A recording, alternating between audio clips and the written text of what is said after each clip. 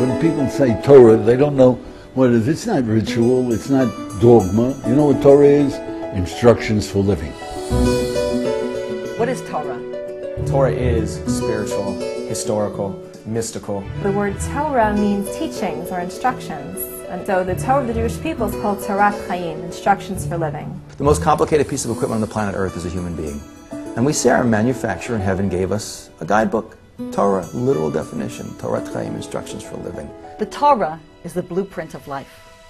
The Almighty is the architect, and just like an architect unrolls the plans for the building, the Almighty unrolls the Torah scroll and looks into it and sees the building blocks of life. Emotional, physical, spiritual, it's all in the Torah. Torah is the DNA of a Jew's life. The DNA is the code which directs your life. That's what Torah is. It's the DNA of Jewish life. The Torah is the recipe book for life. It's in there, but you got to read it, and you got to learn it, and you got to get the wisdom out.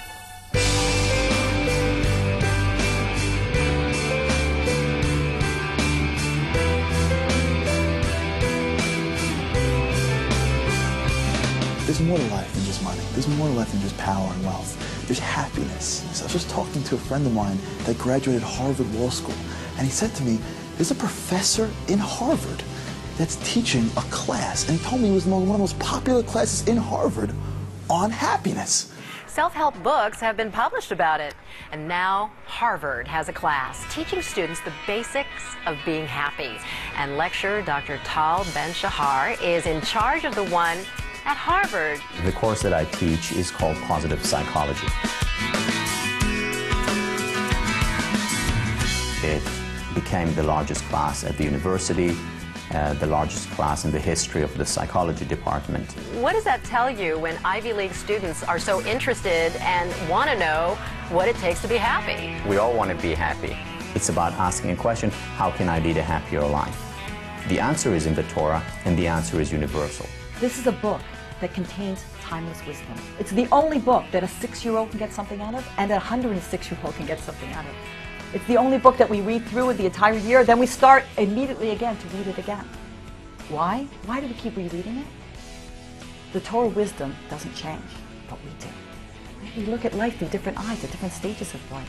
And we go deeper and deeper as we mature. I was so surprised to find out how relevant this ancient book was. The ideas of Judaism, ideas that were brought to the world a few thousand years ago, still last and still impact every civilization throughout history, every people throughout the world. The way we learn Torah is very unique. It's very different. The way to see, to enjoy, you have to go to a study hall, and you find people singing while they're learning, singing. You know, if you walk into a public library here in America, everything is very shushed. Everyone's whispering. It's so quiet. It's so sterile. Versus walking to a Bet Midrash, and it seems like a shuk, like a marketplace.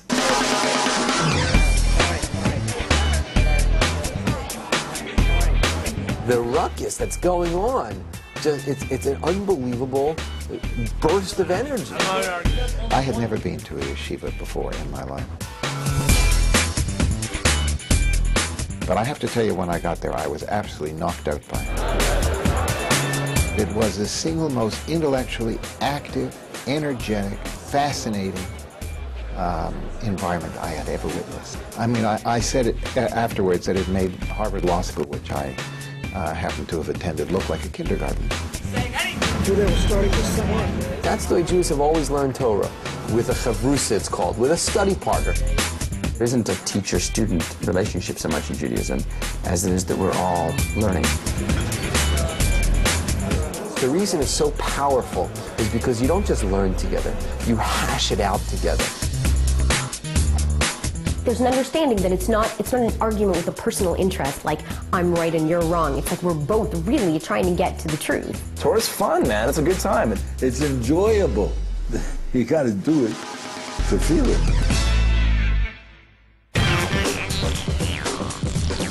There's just no shortage of mediums and abilities to learn Torah today.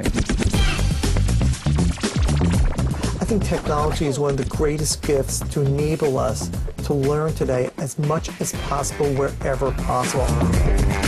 You have the internet, you have the iPods. You have a vast array of Torah learning that's available to you at the snap of your fingers. I learn in the cab on the way to meetings. I take my iPod and upload different classes and learn on the subway instead of just looking at the signs. You've got so many books that have been translated to English. Everything is just in regular modern-day language that I can pick it up and in 5 minutes sort of breeze through. A very deep insight that it's today's day. It's so easy. Read it, study it, enjoy yourself. It's really amazing for me to see that you don't have to be a certain way to learn Torah. You could be whoever you want to be. Just be yourself. Just because you decide to learn doesn't mean that you have to change your lifestyle. It just means you want to learn. It's not all or nothing. Whatever you learn, whatever you want to put into your life, it's fine, it's good. It's not all or nothing. There's no yardstick. There's only you compared to yourself. Go learn Torah.